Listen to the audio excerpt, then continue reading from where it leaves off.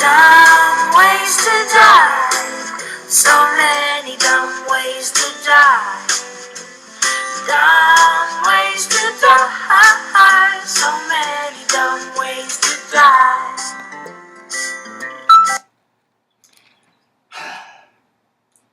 Stupid, and I will probably be the laughing stock of where I live for a while because of that, but it kind of fits, because the Wicker Tree might be the dumbest attempt at a follow-up I have ever seen in my entire life. And yet, I loved it almost as much as the original, and I don't know why.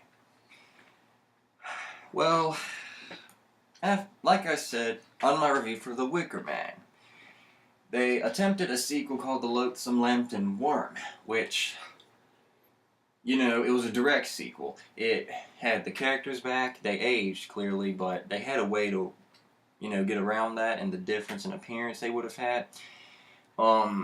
And it would have relied more heavily on special effects because, you know, The Wicker Man has a classical trademark. I assume this one would have too, because the Lambton Worm is like a legit legend that, I mean, The Wicker Man is too, but it's not as much of a legend as this one is, about this giant worm that would attack villages and like coil around hills and stuff like that. And all this stuff is some kind of folk legend or something primitive, and the legend has that this boy like put armor on with spears around it and stuff, and the worm coiled around him and tore itself up in the process, stuff like that. I don't know all of it, and he was supposed to scatter it in the river or something, but I don't know if he did or didn't, but whatever. And well, so yeah, and the director of the original Wicker Man spoke up of that idea in 2010. He said nobody really liked the idea of how he's surviving or that in general, because it would have been made if they did. And, you know, my complaint against that is the title. You know, it sounds like a dumb children's book, and not as iconic as The Wicker Man, but the script itself, the treatment had its moments. And I like the thought of how he's surviving, because I felt that, and by surviving, just watch the original Wicker Man. But anyway, The Wicker Tree, well, it's not a sequel to The Wicker Man. I mean, it's less of a sequel to The Wicker Man than The Dark Knight is to Batman Begins. It's based on a book called Cowboys for Christ that Robin Hardy did for, the original.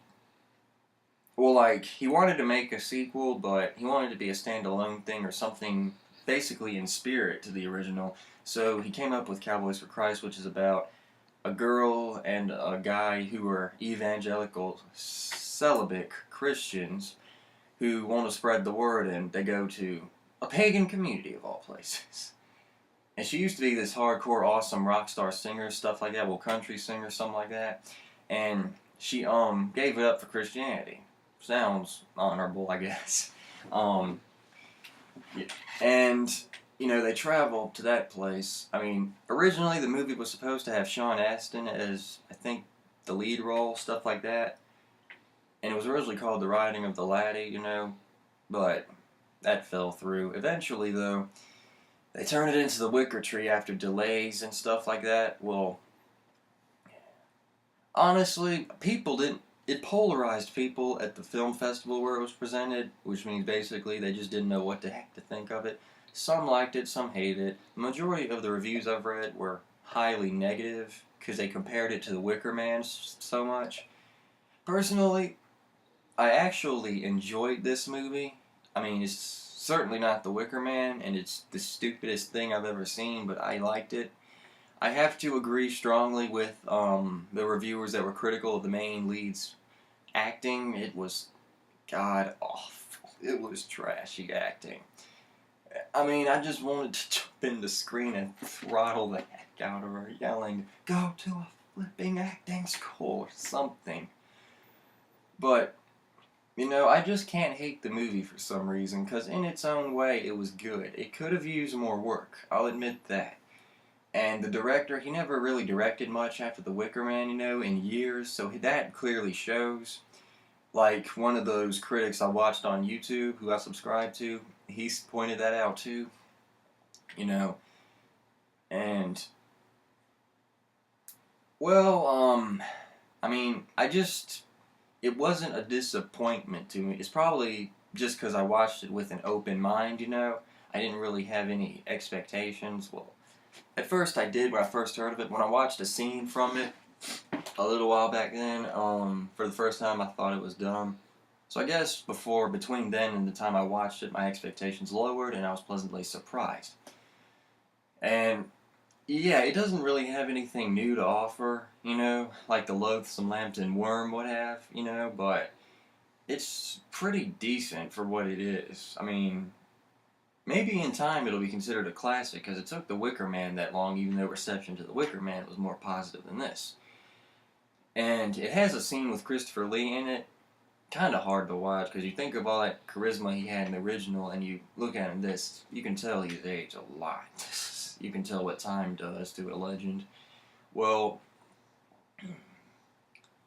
did it shock me like The Wicker Man did? It shocked me, no doubt, but it it wasn't anything trademarkish. Well, in a way it was, but you know, with all the digital stuff, it looked kind of stupid. I mean, it wasn't bad. It just, I don't know. Like I said, the film needed more work. And I don't know, it didn't live up, it didn't go below expectations, it just, one of those movies I can't call bad, I can't call good, I just have to call it a nice B movie. Better than most, worse than most, just a typical B movie. And my consensus recommendation is, I guess, if you haven't seen the original Wicker Man, watch this, you might like this. If you've seen the remake and want redemption, watch the original. If you can't find the original, watch this.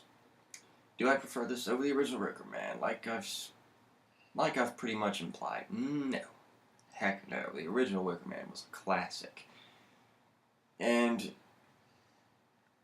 are the girls in this one hot? Yes, they are. And this one has slightly more sex than the original. They show a lot more than the original.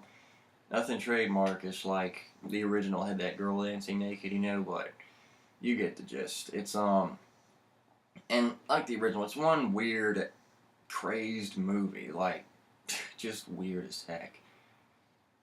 So, hardcore fan of the original Wicker Man, skip this movie. Skip the remake. Just leave a classic alone, at least until Wrath of the Gods comes out, which is another movie. Sequel or just companion piece like this, I don't know. Or if you're desperate for a sequel, at least read the script treatment for the Loathsome Lambton Worm. That's pretty cool. A little redundant at the end, but cool. And personally, The Wicker Tree, it's not bad. I heard the book's better, but I mean, I said that about Hannibal, but this is 10 times better of an attempt than Hannibal was. And Hannibal had all these funding and awesome stuff and good director. So yeah, in my opinion, this is better than that. So, you know, just up to y'all, but I've laid out my, you know, version of recommendations. It's better than the remake, it's not as good as the original, but in its own way, it's a classic, just weird, you know. And the villain, he doesn't have the charisma of Christopher Lee, but he isn't as bad as I thought he'd be. He was pretty cool. His own way, he was like a humanized Voldemort of that movie, basically. That's about all for this review for that movie. I hope you enjoyed.